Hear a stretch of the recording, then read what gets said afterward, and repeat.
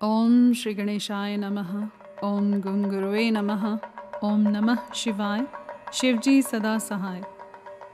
वायव्य संहिता पूर्वखंड अध्याय 29।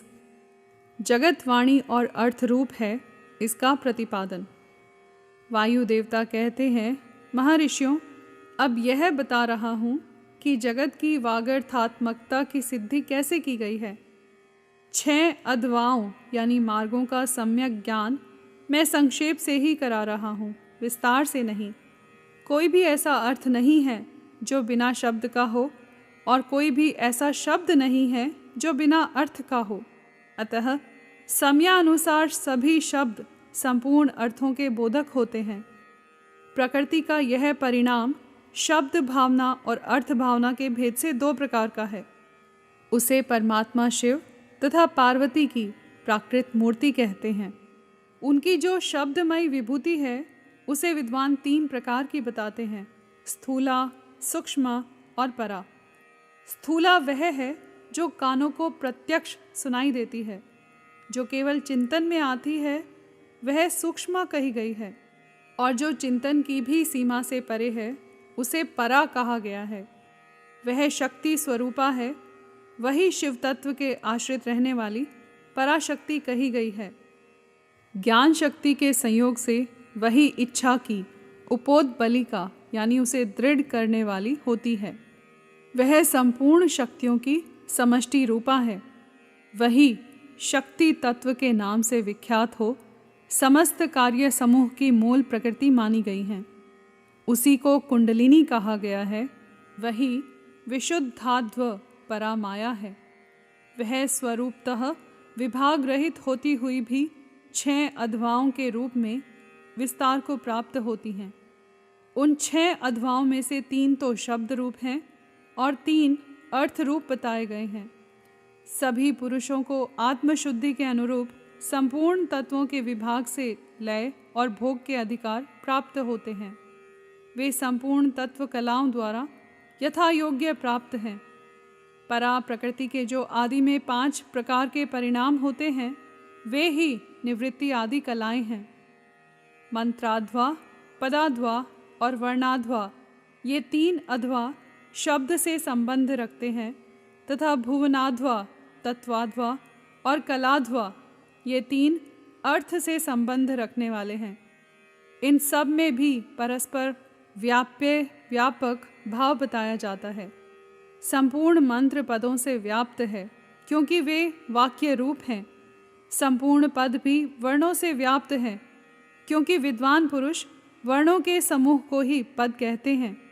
वे वर्ण भी भुवनों से व्याप्त हैं क्योंकि उन्हीं में उनकी उपलब्धि होती है।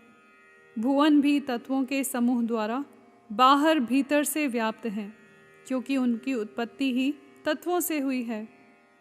उन कारणभूत तत्वों से ही उनका आरंभ हुआ है। अनेक भुवन उनके अंदर से ही प्रकट हुए हैं। उनमें से कुछ तो पुराणों में प्रसिद्ध हैं। अन्य भुवनों का ज्ञान शिव संबंधी आगम से प्राप्त करना चाहिए। कुछ तत्व सांख्य और योग शास्त्रों में भी प्रसिद्ध हैं। शिव शास्त्रों में प्रसिद्ध तथा दूसरे भी जो तत्व हैं वे सब के सब कलाओं द्वारा यथा योग्य व्याप्त हैं। परा प्रकृति के जो आदिकाल में 5 परिणाम हुए वे ही निवृत्ति आदि कलाएं हैं। वे 5 कलाएं उत्तरोत्तर तत्वों से व्याप्त हैं। अतः पराशक्ति सर्वत्र व्यापक है। वह विभाग रहित होकर भी 6 अध्वाओं के रूप में विभक्त है। शक्ति से लेकर पृथ्वी तत्व पर्यंत संपूर्ण तत्वों का प्रादुर्भाव शिव तत्व से ही हुआ है। अतः जैसे घड़े आदि मिट्टी से व्याप्त हैं, उसी प्रकार वे सारे तत्व एकमात्र शिव से ही व्याप्त हैं। जो 6 अध्वाओं से प्राप्त होने वाला है वही शिव का परम धाम है। 5 तत्वों के शोधन से व्यापिका और अव्यापिका शक्ति जानी जाती है। निवृत्ति कला के द्वारा रुद्रलोक पर्यंत ब्रह्मांड की स्थिति का शोधन होता है। प्रतिष्ठा कला द्वारा उससे भी ऊपर जहाँ तक अव्यक्त की सीमा है वहाँ तक की शोध की जाती है। मध्यवर्तिनी विद्या कला द्वारा उससे भी ऊपर विद्येश्वर पर्यंत स्थान का शोधन होता है। शांति कला द्वारा उससे भी ऊपर के स्थान का तथा शांत्यतीता कला के द्वारा अध्वा के अंत तक का शोधन हो जाता है। उसी को परम व्योम कहा गया है। ये 5 तत्व बताए गए जिनसे संपूर्ण जगत व्याप्त है। वही साधकों को यह सब कुछ देखना चाहिए। जो अध्वा की व्याप्ति को न जानकर शोधन करना चाहता है वह शुद्धि से वंचित रह जाता है, उसके फल को नहीं पा सकता। उसका सारा परिश्रम व्यर्थ, केवल नरक की ही प्राप्ति कराने वाला होता है। शक्तिपात का संयोग हुए बिना तत्वों का ठीक ठीक ज्ञान नहीं हो सकता। उनकी व्याप्ति और वृद्धि का ज्ञान भी असंभव है। शिव की जो चित्त स्वरूपा परमेश्वरी पराशक्ति है वही आज्ञा है। उस कारण रूपा आज्ञा के सहयोग से ही शिव संपूर्ण शिव के अधिष्ठाता होते हैं। विचार दृष्टि से देखा जाए तो आत्मा में कभी विकार नहीं होता। यह विकार की प्रतीति माया मात्र है। न तो बंधन है और न उस बंधन से छुटकारा दिलाने वाली कोई मुक्ति है। शिव की जो अव्यभिचारिणी पराशक्ति है वही संपूर्ण ऐश्वर्य की पराकाष्ठा है। वह उन्हीं के समान धर्म वाली है और विशेषतः उनके उन विलक्षण भावों से युक्त है। उसी शक्ति के साथ शिव गृहस्थ बने हुए हैं और वह भी सदा उन शिव के ही साथ उनकी गृहिणी बनकर रहती है। जो प्रकृति जन्य जगत रूप कार्य है वही उन शिव दंपत्ति की संतान है। शिव करता है और शक्ति कारण, यही उन दोनों का भेद है। वास्तव में एकमात्र साक्षात शिव ही 2 रूपों में स्थित हैं। कुछ लोगों का कहना है कि स्त्री और पुरुष रूप में ही उनका भेद है। अन्य लोग कहते हैं कि पराशक्ति शिव में ही नित्य समवेत है। जैसे प्रभा सूर्य से भिन्न नहीं है, उसी प्रकार चित्त स्वरूपिणी पराशक्ति शिव से अभिन्न ही है। यही सिद्धांत है।